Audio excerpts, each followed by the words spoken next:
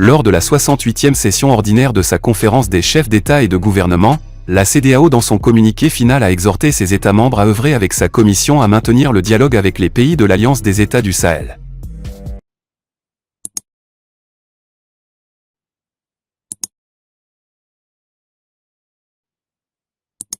De gravité de la dignité africaine. En accueillant le capitaine Ibrahim Traoré et le général Abdourahmane Tiani, le général d'armée Assimi Goïta ne reçoit pas seulement des chefs d'État alliés, il consolide, avec ses frères de combat, les fondations.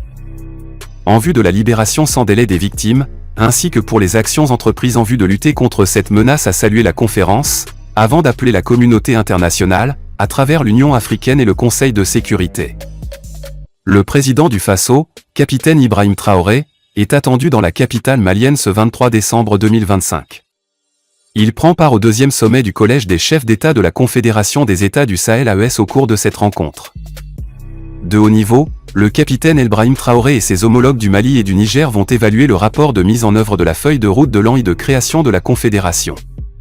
Plusieurs autres rapports seront examinés et adoptés, ainsi que d'importantes décisions prises en vue de la consolidation des acquis de la Confédération.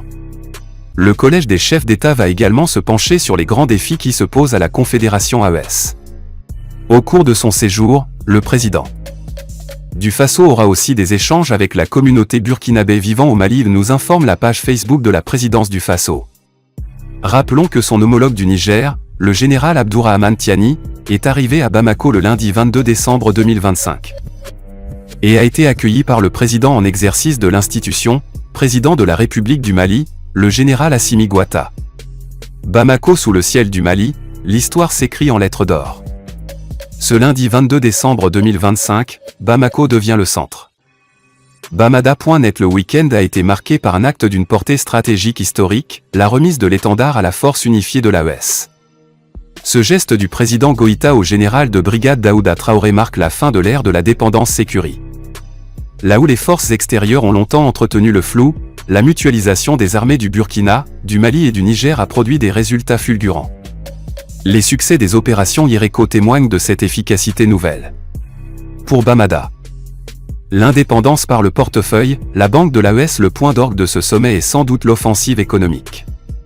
La mise en place de la Banque centrale des investissements et de développement de l'AES est un coup de maître pour une collaboration efficace et renforcée pour lutter ensemble contre le terrorisme. Il a été tenu le dimanche 14 décembre à Abuja, Nigeria, la 68e session ordinaire de la Confédération des chefs d'État et de gouvernement de la communauté économique des États de l'Afrique de l'Ouest CEDEAO. Dans le communiqué final de ladite session, la CEDEAO s'est exprimée sur la menace sécuritaire que vit plusieurs parties de la zone ouest africaine.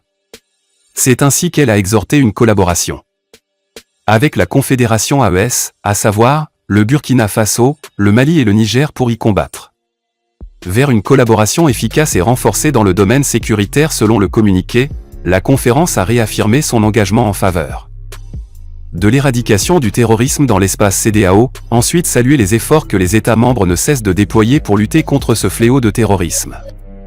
Elle a également condamné fermement la recrudescence des actes de banditisme, les enlèvements et les rapts d'écoliers, en particulier dans le nord du Nigeria.